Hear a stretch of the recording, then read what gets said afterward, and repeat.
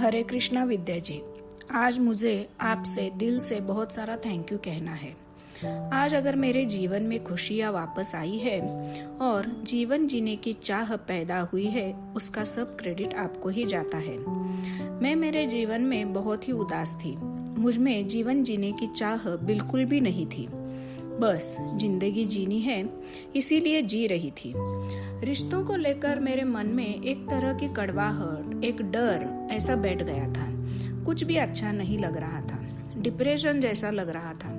मेरे जीवन में ये मोड़ दोबारा आया था। शादी के बाद जब पहली बार मुझे डिप्रेशन हुआ था, तब मेरे ससुराल वालों ने मुझे साइकेट्रिस्ट के पास लेकर गए थे, पर उससे ज्यादा कुछ फर्क नहीं पड़ा।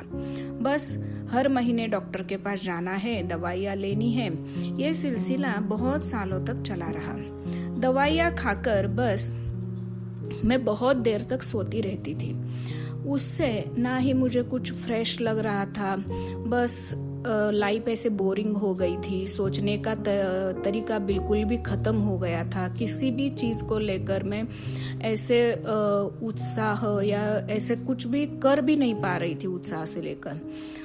तो फिर बस वो दवाइयाँ चलती रहती थी, फिर मैं सोती रहती थी। उसी दौरान मुझे बच्चा हो गया था, पर बच्चे का भी लाइफ मैंने एंजॉय अच्छी तरह से नहीं किया, क्योंकि वो गोलियों की वजह से मुझे नींद ही इतनी आती थी, तो मैं उसका भी कुछ कर नहीं पाती थी। इसके लिए मैंने थोड़े दिनों बाद अपने आप ही वो गोलियां बंद कर दी थी।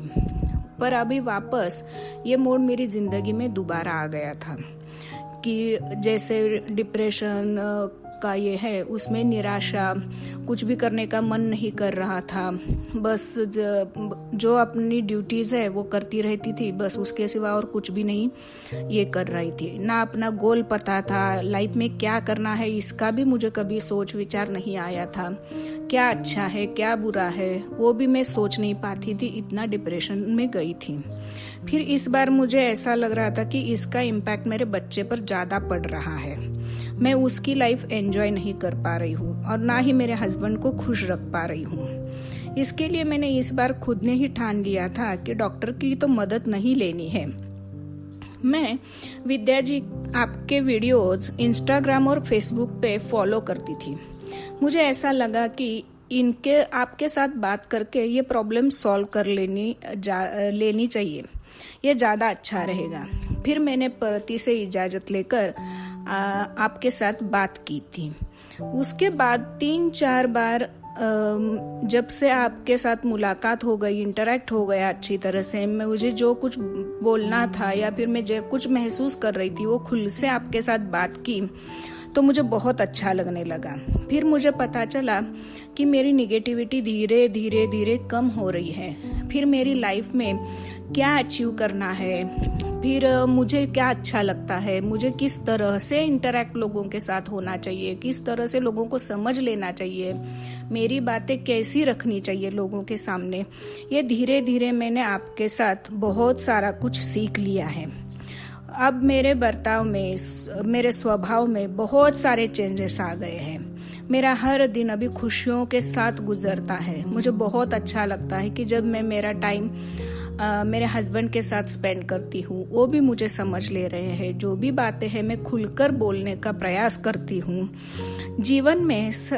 जीवन सच में बहुत ही सुंदर है, उसे जीने का तरीका आना चाहिए। ये सब बातें मैंने आपसे सीखी हैं।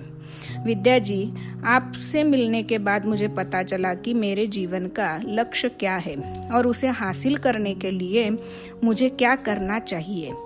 मैं बेवजह दूसरी चीजों में उलझी रहती थी, जिसका कोई भी मतलब ही नहीं था। बस टाइम वेस्ट हो रहा था।